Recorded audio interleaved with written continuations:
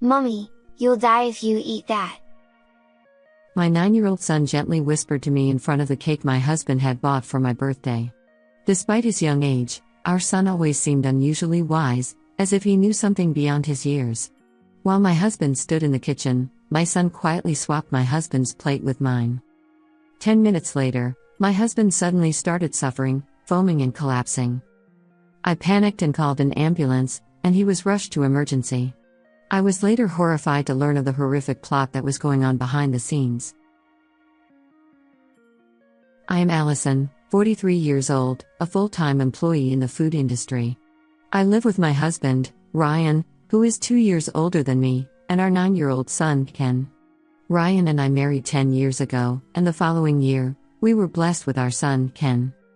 My son was mature and smart from a very young age, and from around the age of 3 he could read simple kanji as well as hiragana, and he loved reading product instructions. And now, at the age of 9, whenever he doesn't understand a word or is curious about something, he looks it up until he is satisfied. And I was often impressed by her sharp comments that I sometimes did not expect. My husband, on the other hand, was kind and gentle while we were in a relationship, but after we married, it turned out that he was a bit bossy. He firmly believed that household chores were a woman's responsibility, and women should follow men 3 steps behind. He doesn't lift a finger to help me at home, and yet he always tells me off everything I do. It was when I sent my son to preschool and started working part-time.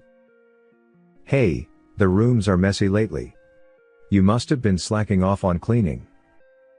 It's hard though as we both work, so I need you to help me a bit. You are barking up the wrong tree, as housework is the wife's responsibility. If you say you can't, then I'll ask my mother. Saying this, he handed the key to my mother-in-law without telling me. She lives with my father-in-law at their house in the neighborhood, and she always wants to have her finger in the pie about our married life often, and she's been a thorn in my side. You haven't done any housework at all, have you? I feel sorry for Ryan like this. She started to enter the house without permission, and every time she did so, she began to make sarcastic comments to me. I regretted ever asking him to share household responsibilities. To make matters worse, he delighted in his mother's visits, and together, they started to criticize me. I was fed up with it. "I can manage the house just fine, so you don't have to come over, Mom." I bowed and rejected her, and I ended up doing the housework all by myself. However, since then, he started spending more time at his parents' house. He's been visiting there more often since his father passed away recently. One day, when I was sick with a fever, I contacted him at his parents' house to ask if he could at least prepare dinner for Ken. Mom didn't make Dad do anything even when she was sick. He swore at me and even said, "I'm gonna stay here for a while 'cause I don't want you to give me a cold." Then he didn't come home for a week. While I had to put up with his attitude for a while, my son started going to primary school. I had a bit more time on my hands, so I decided to take the plunge and change to a full-time job. I was feeling insecure about my marriage with my husband, so I decided to be properly independent in case things went wrong. You can get a full-time job, but don't skimp on the housework. My husband, who I knew would be against it, threw the expected words at me, and of course he did not help me at all. Instead, he seemed to tell his mom on me. He complains that you're not handling the housework properly. So, I've decided to go and help. She started to barge into our home again, and when she saw my face, she would make a series of sarcastic comments to me. I was exhausted by a repeat of things like that. Perhaps because my son had seen this, he started talking to my mother-in-law whenever she started nagging me. "Grandma, do you know what the 4 main elements of happiness are?" Then, what about happy hormones? What are you talking about? They are oxytocin, serotonin, dopamine and endorphins. These are secreted by the pituitary gland in the brain. I'll explain them to you in detail. It seems that she can't interrupt him as she loves him. However, he would show off all his knowledge of science, history, maths, economics and wherever he got it from, so my mother-in-law was always worn out. Before long, one day when my son turned 9, my husband bought a cake for me on my birthday. While he has always bought my mother-in-law expensive brand bags and clothes for her birthday, he has never bought me anything since we got married. What brought on this? I was surprised. Also, he was even in a good mood. Thank you for everything. I love you. He said things like this, which are inane words. I chose a tart cake because it's your favorite. As he said this, he was full of glee and served the cake onto plates. Would you like some cakes, Ken? When I knocked and opened the door, he was doing some research on the second-hand computer I had given him, as soon as he got home. I'll be right there, wait for me. Then as soon as he sat down at the table, he sneakily whispered to me. Mummy, you'll die if you eat that. What? What are you talking about? I'll explain it to you later, just trust me for now. He spoke with a firm tone, looking directly into my eyes. I didn't understand what he meant, but it was the first time he had asked me to believe him so strongly. Hey, what's wrong? Aren't you gonna eat it? When I hesitated and didn't touch the cake, my husband rushed me. I'd like to eat this cake with the coffee you made. Okay, sure. I'll make it now. My husband, who usually never does what I ask for, quickly went to the kitchen. My son took the opportunity to swap my husband's plate with mine. When he returned with coffee, he ate his share of the cake without doubt and urged me and my son to eat it too. I had a bite timidly. My husband watches us eat and grins. I went all the way to a famous cake shop to buy it. He bragged, saying it. However, after about 10 minutes, my husband suddenly started foaming at the mouth and collapsed on his back. Oh God. Mummy, call an ambulance. My son calmly made my husband spit out the contents of his mouth, while I was panicking, unable to understand what was happening. With trembling hands, I made a phone call to call an ambulance. In the ambulance, my husband mumbled repeatedly, being half unconscious. I put powerful powder in the cake though. He was saying it over and over again, as if he was delirious. Soon after, my husband arrived at the hospital and survived, but had to stay in hospital for a few days for tests.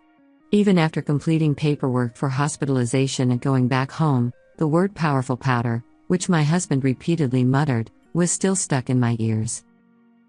Mommy, I just looked up powerful powder on the internet and it's apparently dangerous to eat. How do you know that, Ken? The sticker on the box of cakes that Dad bought had half peeled off. He was suspicious about this, observed my husband and found that he had secretly thrown something in the rubbish bin. Then while he went to change his clothes, my son checked the bin and found a bag marked powerful powder. That's what I found online. I vividly remembered my son whispering, "You'll die," just before we ate the cake. But the doctors at the hospital didn't say anything about poisoning. Yeah, that's because I made him throw up most of it. Powerful powder isn't dangerous unless you consume a certain amount. So I don't think the tests will show anything. If my son hadn't acted quickly, I might have eaten that cake. Just thinking about it gave me a chill in my spine. I wonder if he really prepared to make me dead by putting such a thing in the cake? We should go to the police right away. I don't think you should do that. Wait? How come? Because it was Dad who collapsed. If you report to the police now, you might be accused of the crime. His words stunned me, and everything before me went blank. I completely understood what he said and I felt hopeless, wondering what on earth I should do. Mummy, don't worry. I'll handle it. He then went to my husband's study, which he was usually told not to go in without permission, and started looking for something. I'm sure he left something in there, I know him well. My husband was meticulous, always jotting down notes in his schedule book. Soon after, my son showed me one of his schedule books. I looked in it and found a detailed description of the ingredients of the powerful powder and how it worked. Are you kidding me? And as we read through the schedule book, my son and I discovered a horrifying truth. To my surprise, He had already used this method, and it was my father-in-law who fell victim to a crime. The results of giving him a little more each day were clearly documented, and on the day he passed away, the note said, "Send him to heaven with 10 grams." Even more surprisingly, my mother-in-law helped him with it. They plotted together. Turning the page, we found a note that said it will take place on my birthday. Are you okay, Mummy? He called out to me and I realized I was trembling with fear and anger. I won't allow them to target me even after they did to my father-in-law. This schedule book will serve as evidence, won't it? Unfortunately, it won't. They can easily get away with it saying it was just a note for his own imagination. Besides, Grandpa is already gone, buried in his grave. There's no way to investigate further. You're right.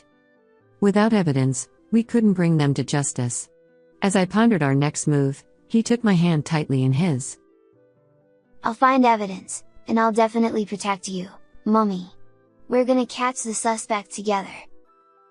I nodded emphatically and held his hands. Then I made up my mind. If they want to do it, I'll take it. I will save my life for my son's sake. Also, it will help to settle the score for my father-in-law. With determination, we vowed revenge against my husband and mother-in-law. Our battle preparations began. I bet Grandma hasn't given up yet. Following his advice, I decided to keep an eye on my mother-in-law. She came to the hospital to visit my husband every day, and one day, when I was watching her, she went downtown, many stations away from the nearest station to their house.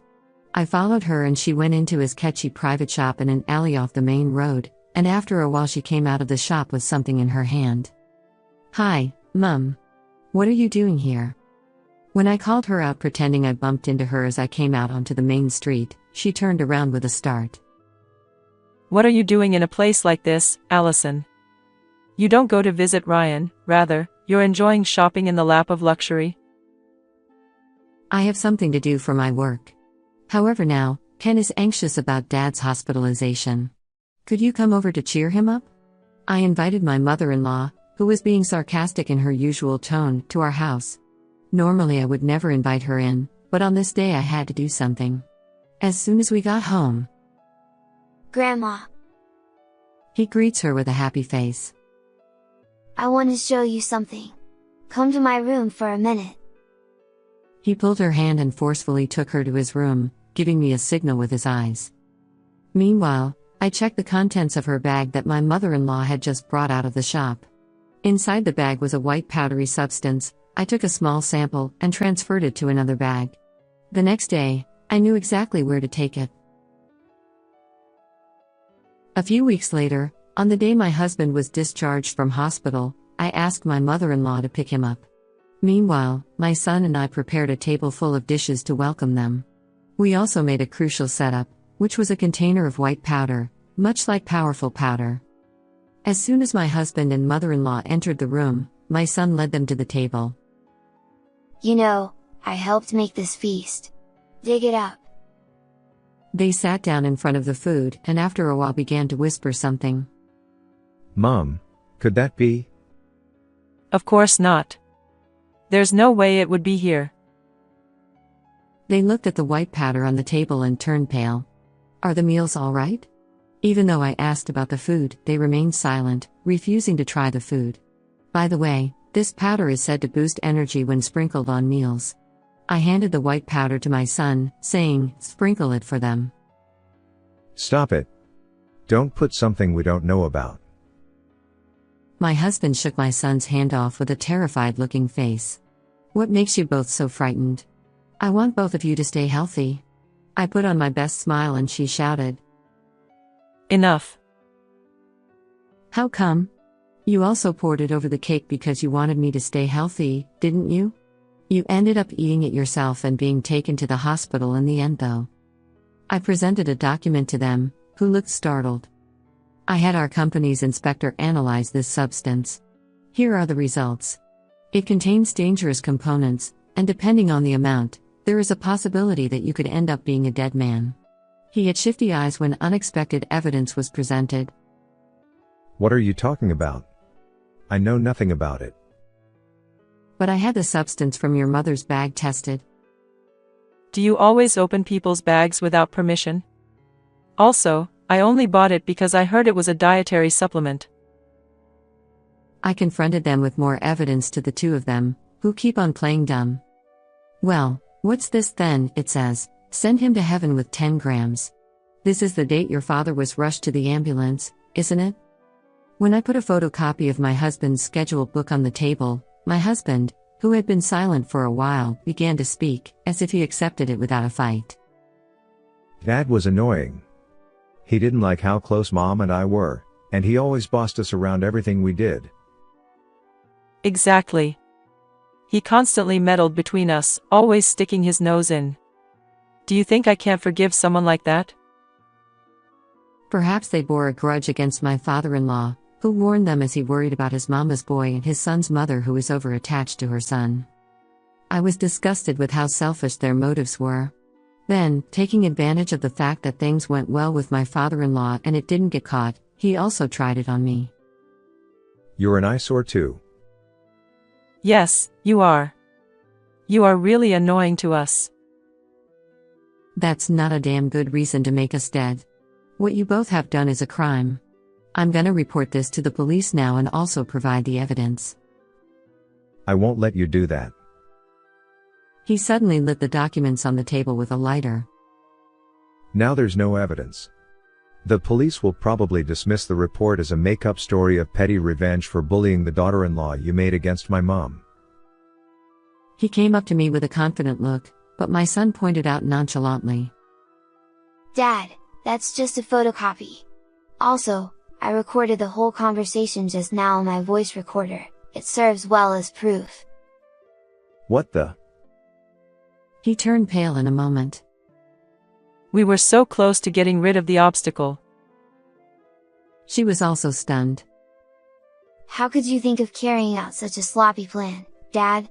But whatever plan you have made, there's no way it's going to be successful because I'm right here for Mom. If I were you... He showed them off on and on about his meticulous plans, leaving them speechless.